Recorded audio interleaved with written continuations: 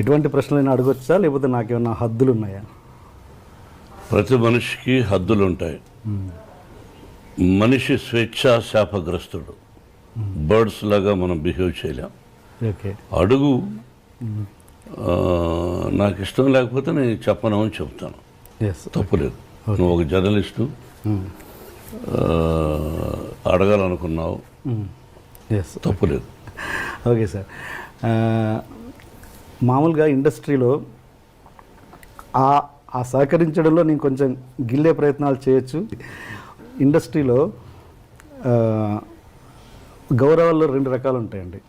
ఒకటి అబ్బో మహానుభావుడు అని భక్తితో ఇచ్చే గౌరవం, ఇంకొకటి అబ్బో వీటితో మనకెందుకులే అని భయంతో ఇచ్చే గౌరవం.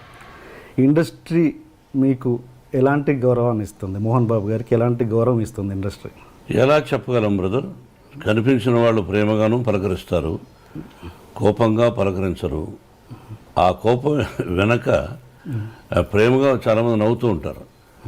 అది విషపు నవ్వా, ప్రేమతో కూడిన నవ్వా అనేది how can we judge as a human being? నేను ఎవరికి చెడు చేయలే, మనసా వాచ చెడు చేయలే. నా సినిమా పరిశ్రమ కళామ తల్లి. నేను నిర్మాతగా నా నటీనటులు నా సినిమాలో చేసేవాళ్ళు ఏమన్నా ఆలస్యంగా వచ్చి కోప్పడ్డా జరుగుతాయి. దానికి బ్యాడ్ ప్రాపగండా ఎక్కువ చేశారు. అయ్యో మోహన్ బాబుతో ఎందుకు అనేది కూడా, తోటి హీరోలు అనుకుంటే కూడా నాకంటే తక్కువ స్థాయి, అంటే ఆలస్యంగా అంటే లేటుగా వచ్చినటువంటి హీరోలు నాతో సరిసమానంగా ఒక ముందు వెనక అటు ఇటు నాకంటే ముందు వచ్చిన హీరోలు ఎవరూ చెప్పలేదు. కానీ నా తర్వాత ఇండస్ట్రీకి వచ్చిన కొంతమంది హీరోలు పండుగట్టుకొని వాళ్ళ గ్రూపులో కొంతమంది నన్ను గురించి బ్యాడ్ ప్రాపగండా చేశారు. అతని పక్కన హీరోయిన్స్తో ఎలా అనేవాళ్ళు, ఆ హీరోయిన్ లేటుగా వచ్చిందనుకో, 9కి రావాల్సిన అమ్మాయి 10:30కి వచ్చిందనుకో, ఆ అమ్మాయి వచ్చేలోపుగా హీరో కానీ నిర్మాత కానీ దర్శకుడు కానీ భయంకరంగా తిట్టుకునేవాడు. ఆ అమ్మాయి వస్తానే ఆ హీరో హాయ్ అని సరదాగా మాట్లాడుకొని ఏమి తెలియనట్టు 1 గంట 2 గంటల అయిన తర్వాత అవును విషయం ఓకే, నెక్స్ట్ పిక్చర్ ఏంటి అని వీడు అడిగేవాడు. ఆ అమ్మాయి మామూలుగా XYZ మోహన్ బాబు గారు కూడా ఉన్నారు. మోహన్ బాబా, మోహన్ బాబు యాక్ట్ చేస్తుందిరా అంటే వాడేమనేవాడు, ఆ అమ్మాయి వాట్ హ్యాపెండ్ అంటుంది. ఇప్పుడు అందరికీ మనకు తెలుగు తెలిసిన ముఖాలు లేవు కదా, అందరూ అడుక్కు తింటున్నారు కదా. అందరం ఇది ఇతర నార్త్ ఇండియాకి పోయి వాళ్ళందరూ ఒకప్పుడు మన మీద పడేవాళ్ళు. ఇప్పుడు మనోళ్ళు అక్కడ పోయి ఎర్రతోలు ఉంటే చాలు, అది యాక్టరా గేక్టరా లేదు, అందరం అలా చేస్తున్నాం. అందరిలో నేను ఒకడిని అనుకో, అడుక్కు తింటున్నారు. వాళ్ళు అక్కడ ఉండే స్థానం, వాళ్ళ ఇళ్ళు కొంతమంది చూస్తే వారం రోజులు భోంచేయం వాళ్ళు ఉండే ఫ్లాట్స్. వాళ్ళకి ఇక్కడ మన నిర్మాతలు వస్తానే అక్కడి నుంచే స్పెషల్ ఫ్లైట్, అదే బిజినెస్ క్లాస్, 5 మంది 6 మంది ప్రయాణం ఒప్పుకుంటాడు. వీడు ఇక్కడికి వస్తాడు, 5 స్టార్ హోటల్, అందులో స్వీట్ రూమ్ అంటారు. ఇవన్నీ అలవాటు చేసింది ఎవర్రా అంటే నిర్మాతలు, వాళ్ళతో పాటు దర్శకులు కొంతమంది. ఆ దీనిలో ప్రక్రియలో అప్పుడు ఆటోమేటిక్గా హీరోయిన్ ఏమనుకుంటుంది, ఏం అడుగుతుంది, చెప్పోయా అనేవాడు. ఏం లేదు ఇక్కడ 10:30కి వచ్చినా మేము ఒప్పుకున్నాము, రేపు అక్కడ పో తెలుస్తుంది. ఏం వాట్ నన్ను ఈజ్ ఎ గుడ్ మ్యానా బ్యాడ్ మ్యానా I won't tell, you go tomorrow ఆయన బ్యానర్ కదా తెలుస్తుంది. ఆ అమ్మాయి ఇచ్చిన డేట్స్ని ఎగ్గొట్టినటువంటి కొంతమంది, అయ్యో నాకు భయంగా ఉంది వద్దని, కొంతమంది ఇండస్ట్రీ పాడైపోయింది బ్రదర్. ఎవరి వల్ల? సెక్రటరీస్. ఆ సెక్రటరీ అనేవాడు ఎక్కువ శాతం బ్రోకర్లు, ఎక్కువ శాతం బ్రోకర్లు. మా గురువు గారు కూడా అనేవాడు, వాళ్ళ వల్లనే వాళ్ళు ఉన్నవి లేనివి, లేనివి ఉన్నవి ఆ లేడీ ఆర్టిస్ట్కి చెప్పి ఆ అమ్మాయిని కన్ఫ్యూజ్ చేసి చేస్తారు. వాడిని కూడా పిలిపించి ఆఫీస్కు వాడికి ఎక్స్ట్రాగా డబ్బులు ఇచ్చే నిర్మాతలు ఉన్నారు. ఆ విధంగా పాడైపోయి అలా భయపెట్టేశారు హీరోయిన్ని. ఓకే సార్, ఈ క్వశ్చన్ అడిగే ముందు ఒక చిన్న ప్రశ్న. మీరు మామూలుగా వాయిస్ అంటే డైలాగ్ డెలివరీలో ఒక స్పెషలైజేషన్ ఉంది మీకు. అది ఎలా అంటే మీరు దానికోసం ఏమైనా వాయిస్ ఎక్సర్సైజ్ చేస్తారా, లేదు జస్ట్ కేవలం దేవుడిచ్చిన వరం అవి మీ వాయిస్? నా తల్లిదండ్రుల ఆశీస్సులు, భగవంతుని ఆశీస్సులు, నటుడుగా నన్ను తీర్చిదిద్దినటువంటి మా గురువు దాసనారాయణరావు గారు డైలాగ్ చెప్పే విధానం నేర్పించారు. నేను దాన్ని మాడ్యులేషన్ నా ట్రెండ్కి తగినట్టు ప్రాక్టీస్ చేసుకున్నాను తప్ప దానికోసం ఎక్సర్సైజులు చేశాను, ఇవన్నీ అసత్యాలు. Okay okay. అంటే ఇప్పుడు ఉన్న యంగ్ జనరేషను మీలోని నటుడిని కోల్పోతున్నారన్నది అంటే మీ మీద మీ వాయిస్ మీద, మీ నటన మీద ఒక పిచ్చి వీరాభిమానిగా అడుగుతున్న ప్రశ్న ఇది, ఒక బాధ్యతతో. ఇప్పుడున్న జనరేషన్ డైరెక్టర్లు ఎవరైనా కూడా మీలోని నటుని తీసుకోవడానికి దూరం అవుతున్నారంటే మీరేమంటారు? అసలు వాళ్ళకి ఆ స్పేసే మీరు ఇవ్వట్లేదంటే ఏమంటారు? అది అసత్యం. వాళ్ళకి నా మీద ఇష్టం లేకపోవచ్చు, వాళ్ళ పిక్చర్లో నేను క్యారెక్టర్ లేకపోవచ్చు అన్న తప్ప వాళ్ళకి ఆ అదృష్టం లేదు నన్ను పెట్టుకునే పదాన్ని నేను అన్నాను. అట్లా కాదుగా మోహన్ బాబు గారు అంటే ఒక తెలియని భయం, అసలు ఆయన కాంపౌండ్లోకి ఎందుకురా బాబు ఆయనతో అన్న ఫీలింగ్లోనే చాలామంది ఉంటారు. ఏం భయం అని వాళ్ళనే అడగాలి. మీరు ఆ ప్రశ్న నన్ను వేసే ముందు మోహన్ బాబు గారు అంటే ఏమిటి భయం, నీకు 7 గంటల కంటే 6:30కి వస్తాడా రాడా, ఆయన ఒక సినిమాకు ఒక అమౌంట్ మాట్లాడుకున్న తర్వాత ఎక్కువ ఏమని అడిగాడా, మీకు తెలుసా? అది మీరు మొన్న వచ్చారు దర్శకులుగా, మేధావులు భారతదేశంలో దర్శకుడు అనే పదానికి అర్థం చెప్పిన వాళ్ళతో జాక్ చేశా. నువ్వు మొన్న వచ్చావు, మరి నీకేం తెలుసు? తెలియకుండా ఏమిటి భయం? ఓకే, ఏమిటి భయం? నీతో నువ్వు సెలెక్ట్ చేసుకున్న వాళ్ళ ఆర్టిస్టులు అందరూ నువ్వు భయపడవా? చెప్పు. ఓకే అంటే ఓకే అంటే తెలియని ఒక భయం అయితే క్రియేట్ అయింది కదా, అది ఎందుకు క్రియేట్ అయింది అంటే నా సిన్సియారిటీని చూసి, నా డిసిప్లిన్ చూసి, నా పద్ధతులు చూసి కరెక్ట్గా వస్తాడు. రాజమౌళి యమదొంగ అద్భుతంగా తీశాడుగా, ప్రేమించాడుగా. పూరి జగన్నాథ్ యాక్ట్ చేశాను, ప్రేమించాడుగా. మరి వాళ్ళందరూ నన్ను ఎంత అద్భుతంగా చెప్పారు కూడా. దర్శకుడికి గౌరవం అంటే ఇదా, ఎంత ఉందా అన్నది రాజమౌళి చెప్పాడు, పూరి జగన్నాథ్ చెప్పాడు. మరి వాళ్ళు one of the top directors కదా ఈ రోజున. అవును. మరి ఓకే, అలాంటి అంటే ఆ టైప్ డైరెక్టర్ని పక్కన పెడితే ఇప్పుడు కొత్తగా జనరేషన్ ఒక సినిమాతో సక్సెస్ కొట్టిన వాళ్ళు కొత్త దర్శకుల గురించి మాట్లాడుతున్నాను నేను.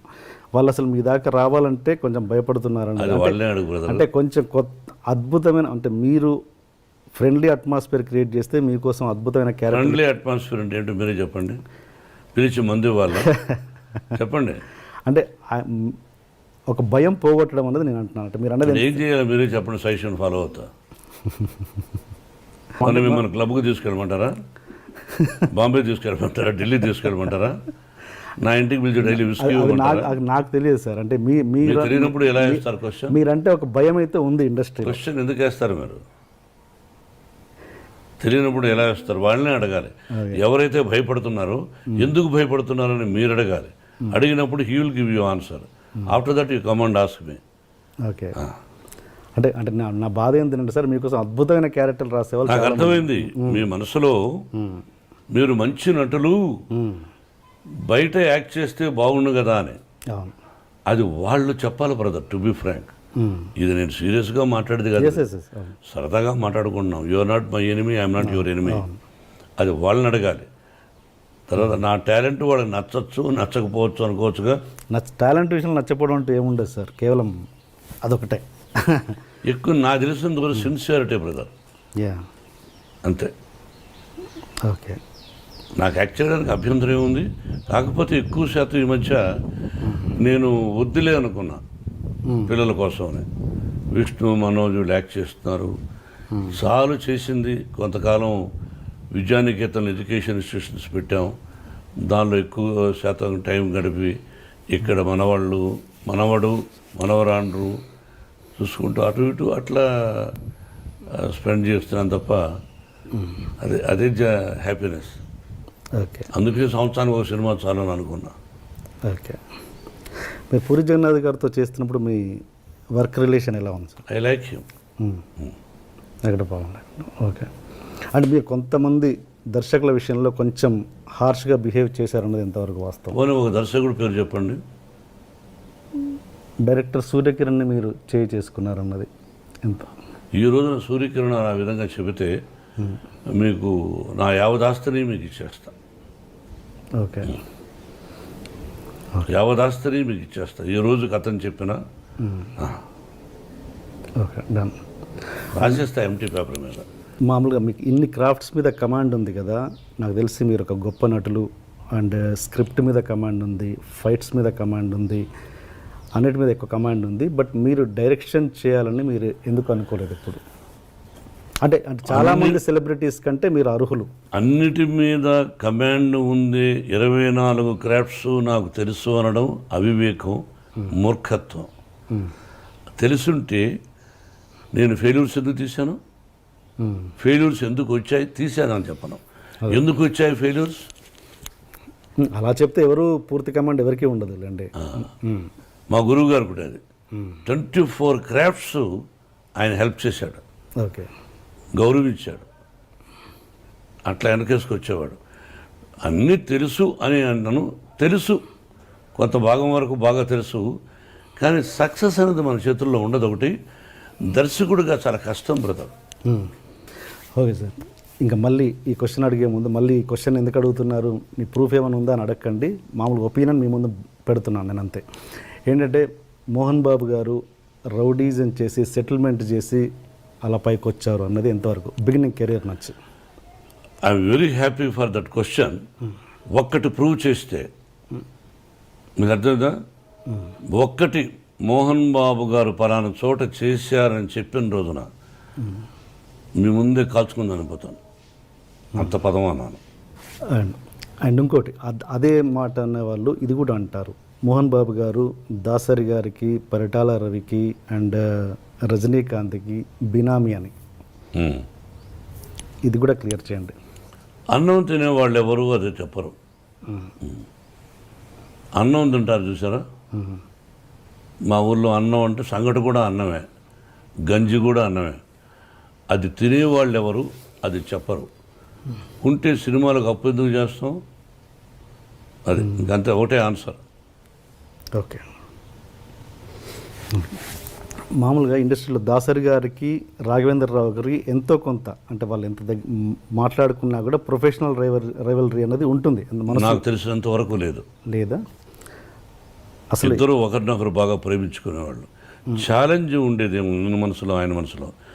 రాఘవేంద్రరావు గారు ఒక హిట్ ఇస్తే అరే దానికంటే గొప్ప హిట్ ఇవ్వాలి మనం అనే తాపత్రయం ఆయన ఉండుండొచ్చు. ఓకే, ఇద్దరు మంచివాళ్ళు, ఒకరినొకరిని ప్రేమించుకుంటారు. ఓకే, ఇద్దరూ నన్ను ప్రేమిస్తారు. ఓకే, ఓకే, దానికి క్వశ్చనే లేదు. మీరిద్దరు వాళ్ళతో క్లోజ్గా ఎలా ఉండగలిగారు అన్నది నా క్వశ్చన్. ఇద్దరు నా మంచితనం వాళ్ళకి ఇష్టపడ్డారు, అందుకే రాఘవేంద్రరావు గారు కూడా సొంత సినిమాలు పెట్టుకున్నాడు.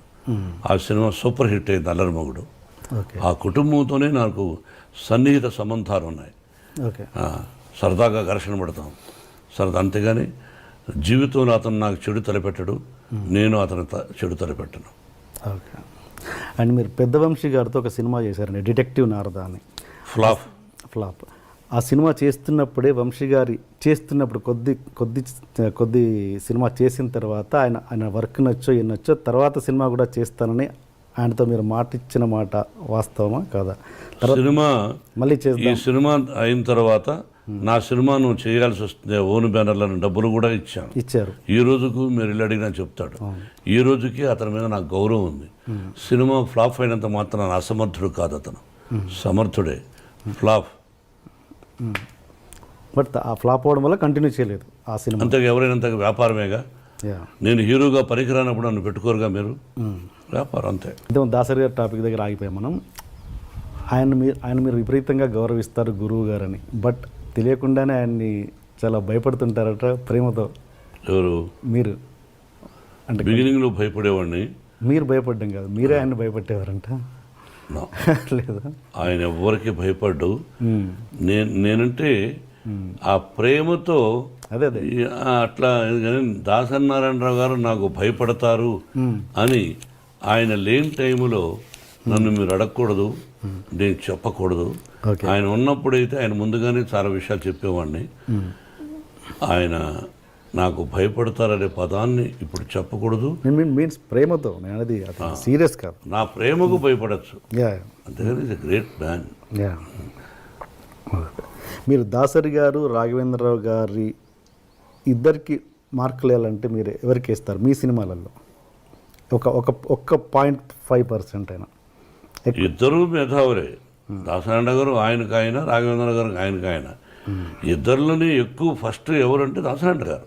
యా హీఈస్ అంటే గురువు గారు అని అది తీసేసి, గురువు గారు అన్న పదం తీసేసి ఇద్దరిని డైరెక్టర్స్గా చూస్తే. మరి అక్కడ బాపు గారు కూడా ఉన్నారు, ఆయన చాలా గొప్ప వ్యక్తి. అంటే మీరు ఇద్దరు ఎక్కువ వీళ్ళతో చేశారు కాబట్టి అడుగుతున్నాను. చేయడమే కాదు, అతి సన్నిహితులు. యా అది నేను చెప్పడానికి కష్టం, నా వయసు నా టాలెంట్ చాలదు. అండ్ వీళ్ళిద్దరిని పక్కన పెడితే, ఒక బాపు గారు కూడా పక్కన పెడితే, ఇప్పుడున్న జనరేషన్లో అంటే మీరు చేసిన సినిమాలలో ఎవరు బెస్ట్ అనిపించవచ్చు? బెస్ట్ చెప్తారు మీరు?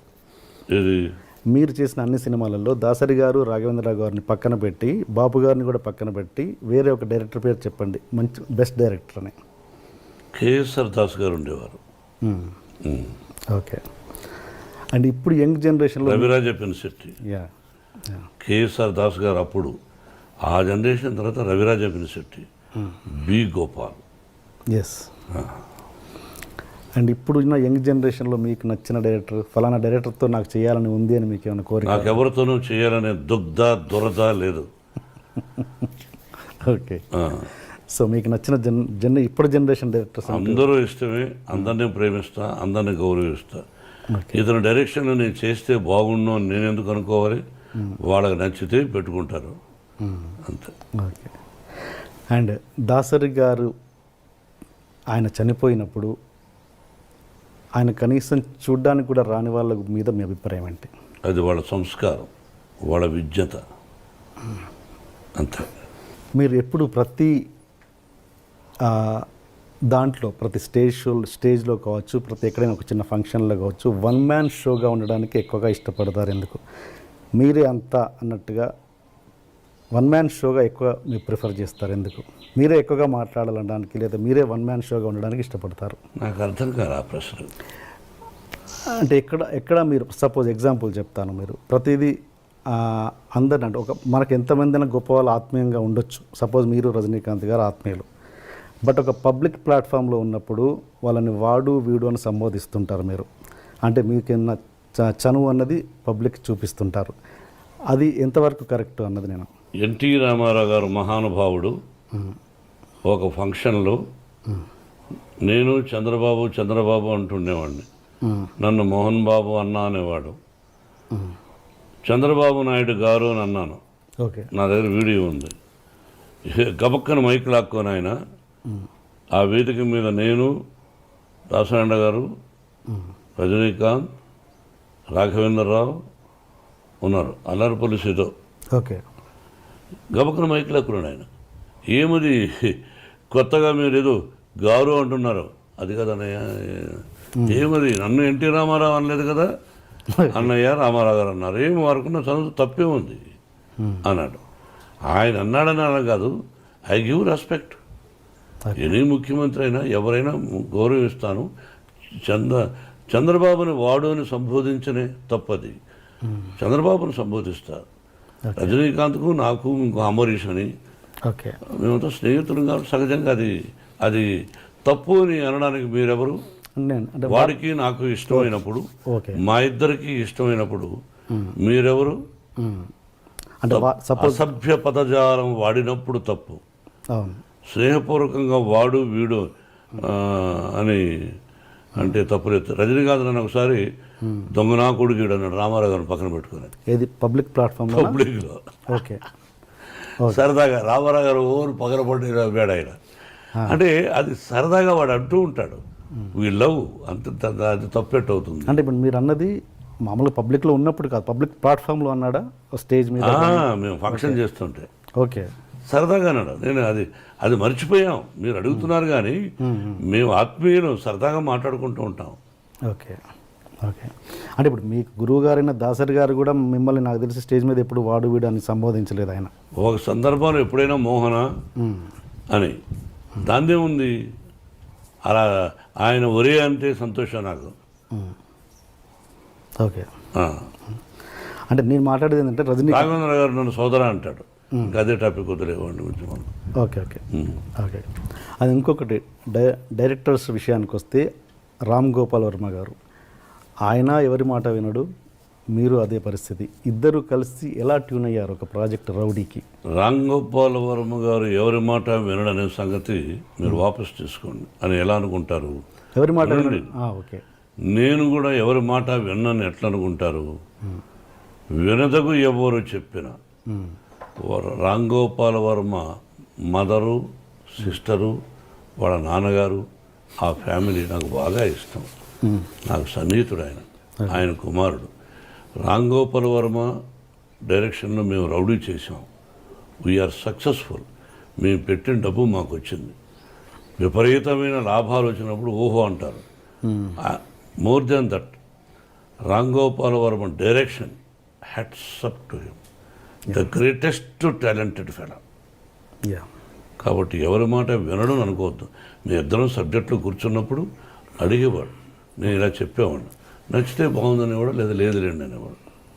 ఓకే, ఆ వర్డ్ వాపస్ తీసుకుంటున్నాను. ఏది ఎవరి మాట వినడు కాదు, స్ట్రైట్ ఫార్వర్డ్ అంటే ముక్కుసూటిగా ఉంటాడు. తనకు నచ్చింది తనకు నచ్చిందే చేస్తుంటారు. మీరు అంతే. అలాంటి వ్యక్తులు ఇద్దరు ట్రావెల్ చేస్తున్నప్పుడు ఎక్కడో క్లాష్ వస్తుంటుంది. అలాంటిది ఎప్పుడు మీ క్లాష్ రాలేదు, రాదు, రాబోదు. ఓకే. అండ్ ఒక హీరో మనకు సౌత్లో ఉన్నది ఏంటంటే, ఒక హీరో కూతురు హీరోయిన్గా రావడం అన్నది ఫ్యాన్స్ ఒప్పుకోరు అన్నది ఒక చిన్న ఇది ఉంది, ప్రాబ్లం ఉంది. అది మీరు ఎంతవరకు ఎంకరేజ్ చేస్తారా చేయరా? ఫ్యాన్స్ ఒప్పుకోకపోతే ఆ అమ్మాయికి ఫస్ట్ పిక్చర్కి అవార్డులు వచ్చినాయి, శభాష్ అనిపించుకున్నది. అట్లా ఏమీ లేదు. హీరో కూతురు అంటే హీరో చాలా గొప్పవాడా? ప్రజల నుంచి వచ్చినడేగా. హీరో కొడుకులను ఎంకరేజ్ చేస్తారు, హీరో కూతురులను అంత ఎంకరేజ్ చేయలేదు ఫ్యాన్స్. మా విష్ణువర్ధన్ బాబును ఐపీఎస్ చదవమన్నాను. ఈజ్ ఇంజనీరింగ్లో first class student, national player ఆడాడు బాస్కెట్బాల్. విష్ణు తెలియదు, గొప్పలు చెప్పుకొని నేను.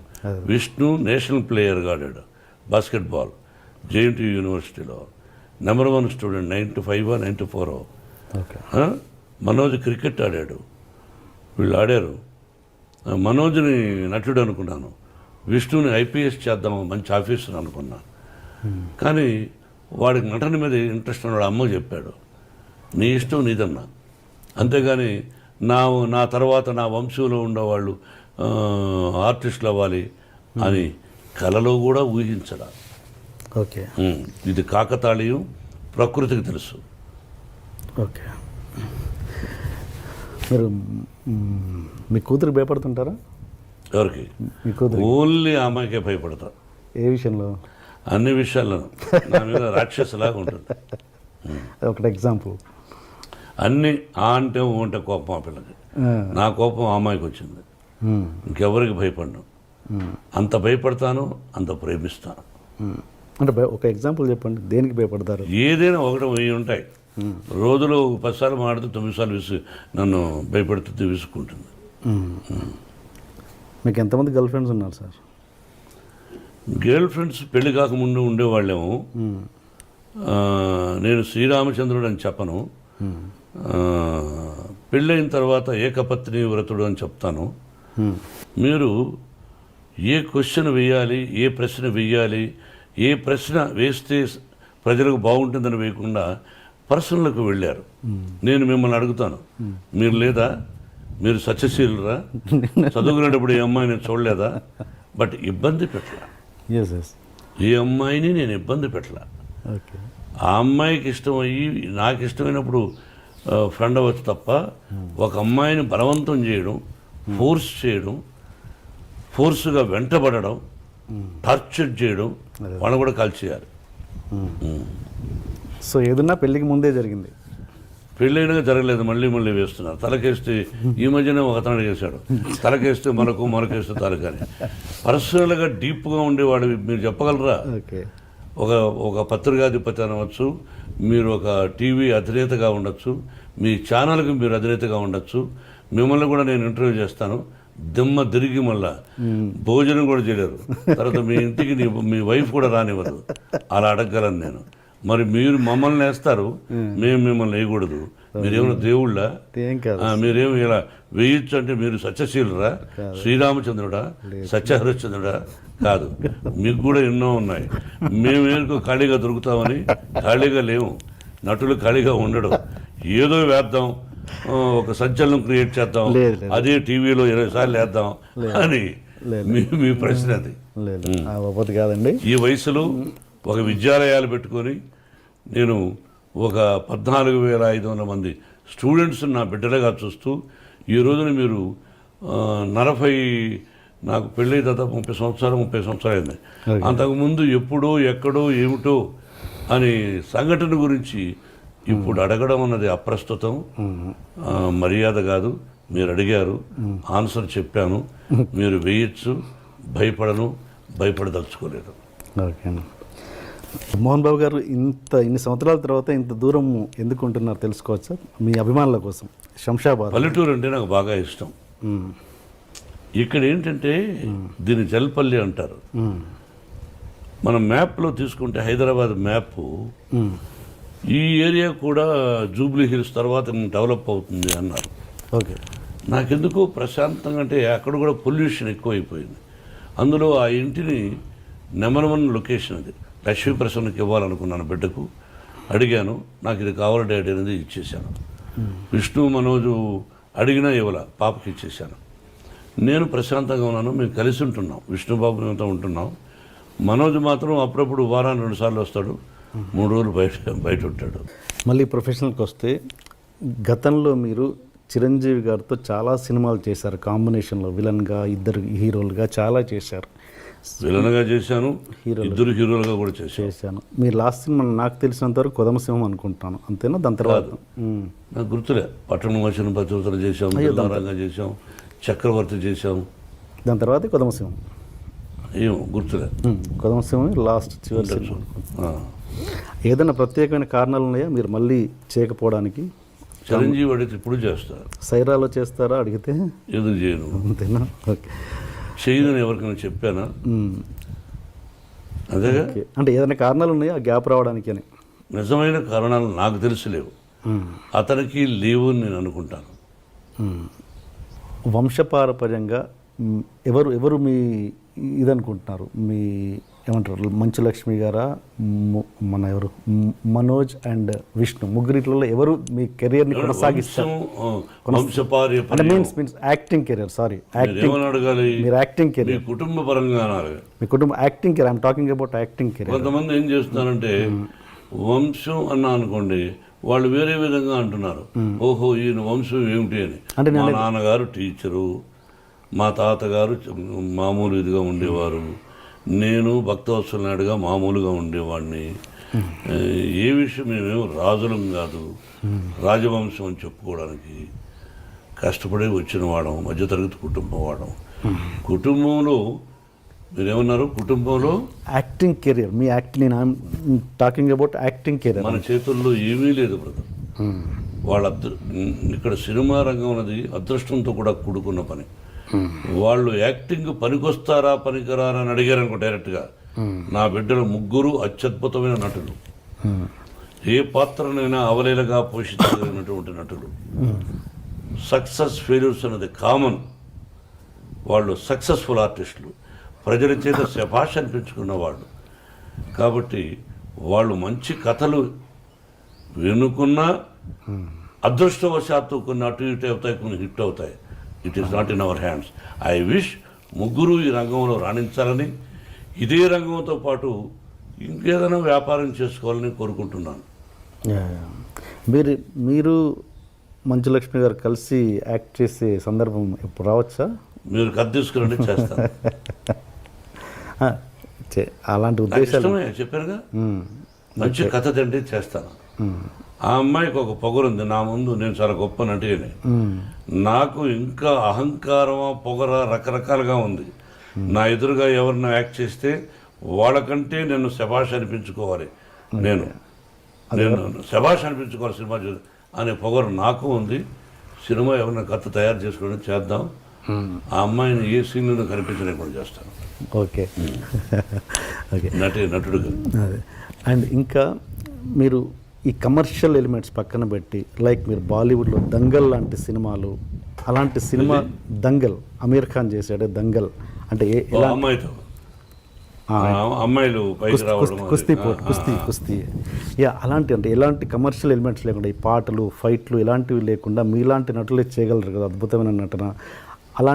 అలాంటివి ఎందుకు చేయలేకపోతున్నారు మన హీరోలు? తీయాలని మన హీరో ఇతరుల గురించి నేను మాట్లాడను. నేను తీయాలని కోరుకుంది. ఈ మధ్య నాకు 2-3 ఫెయిల్యూర్స్ వచ్చాయి, అందుకని డబ్బు పోగొట్టుకున్నాను. ఇప్పుడు ఈ సినిమా గాయత్రి హిట్ అయింది అనుకోండి, ఆ టైప్ ఆఫ్ కథ ఎవరిని తెచ్చారనుకోండి, అది ప్రాక్టికల్. కొంతమంది ధైర్యం చేస్తారు. నేను కొన్ని సినిమాలు ధైర్యం చేశాను, మీకు అర్థమైందా? కాబట్టి ధైర్యే సాహసే లక్ష్మి అంటే ఇక్కడ లక్ష్మి ఉండాలి. ధైర్యే సాహసే లక్ష్మి అన్నారు అంటే లక్ష్మి ఉంటేనే ధైర్యం వస్తుంది. అదే నీకు అర్థం కదా? అటువంటి చేయడానికి నాకు అభ్యంతరం లేదు. అండ్ ఇంకొకటి, ఇప్పుడు అవార్డ్స్ అన్నవి డివైడ్ అయ్యాయి తెలంగాణ ఆంధ్రాకి, అది ఎంతవరకు కరెక్ట్? 2 రాష్ట్రాలు విడిపోయినప్పుడు 2 రాష్ట్రాల ముఖ్యమంత్రులు అలా డివైడ్గా పెట్టుకోవడంలో తప్పు లేదు, తప్పే కాదది. తెలంగాణ రాష్ట్రానికి ఒక అవార్డు అని, వాళ్ళకు ఒక సింబల్ అని, ఆంధ్ర రాష్ట్రానికి ఒక సింబల్ అని అలా పెట్టుకొని చేసుకుంటే అది తప్పు కాదు. బట్ అందులో తెలంగాణ వాళ్ళే ఉండాలన్నా, ఇందులో ఆంధ్ర వాళ్ళే ఉండాలన్నా, లేదా మొత్తం కలకి డివైడ్ చేసి ఇస్తారని? అది వాళ్ళ ఇష్టం, అది ముఖ్యమంత్రుల ఇష్టం. అది మిక్స్డ్ చేసినప్పుడు 2 ఎందుకన్నది అది ముఖ్యమంత్రులను అడగాలి అలా జరిగినప్పుడు. Okay sir. And Chandrababu Naidu గారి గురించి ఒక కొత్త విషయం తెలిసింది. మీరు ఒక ఫంక్షన్లో ఏదో చంద్రబాబు నాయుడు గారితో డాన్స్ చేయించారంటే, అది ఇప్పటికీ వీడియో ఎక్కడా లీక్ లేదు, చేయించారా? అది ఎవరిదో నిశ్చయితాంబరం, అప్పుడు అందరూ డ్యాన్స్ చేస్తున్నారు, ఎవరితో గుర్తులే. అన్నయ్య గారి కుటుంబంలోనే చంద్రబాబు దూరం నిలబడి చంద్రబాబు రా అని చెప్పి పిలిచి మైక్లో వచ్చి డ్యాన్స్ చేయవా అని చెప్పి చేయించాను. అది మీ దగ్గర ఉందా వీడియో? నా దగ్గర లేదు. ఓకే, ఒకవేళ ఉన్నా నేను అది ప్రదర్శించకూడదు, నా దగ్గర లేదు. ఓకే. అండ్ ఇంకొకటి సార్, మీరు ఇంత గొప్ప వ్యక్తిత్వం ఉండి అక్కడక్కడ మీరు ఒక ఇంటర్వ్యూస్లలో కావచ్చు, పబ్లిక్లలో కొంచెం తక్కువ విధంగా ఇదవుతారు. ఏంటంటే ఒక ఎగ్జాంపుల్, సపోజ్ మొన్న ఏదో షో చూశాను, దాంట్లో కీరవాణి గారిని యమదొంగ ప్రమోషన్లో మీరు నా భోజనానికి పిలవలేదు అని చెప్పేసి చిన్న చిన్న విషయాలకు మీరు అలుగుతుంటారు. ఎందుకు భోజనానికి పిలవలేదు అని కీరవాణి గారిని, కోదండరామరెడ్డి గారిని ఒక షోలో మీరు తర్వాత సక్సెస్లో నన్ను పిలవలేదు, నన్ను సరస్సు ఉండాలండి. ఒక పద్యం కూడా ఉంది, నేను మర్చిపోయినది, చెప్పండి, నాకు గుర్తులేదు. భాషలో నేను అంతే శివాజీ గారి దగ్గర పెద్ద పెద్ద వాళ్ళ దగ్గర నేర్చుకున్నా. సభలో మాట్లాడుతున్నప్పుడు చలోక్తులు కూడా ఉండాలి. ఓకే, చలోక్తులు లేకపోతే సభ కాదు. మీరు ఎన్ని అడిగారు, నవ్వుతూ కొన్ని, సీరియస్ కొన్ని, అవన్నీ సరసం ఉండాలి. ఓకే, అది మీ ఉద్దేశం.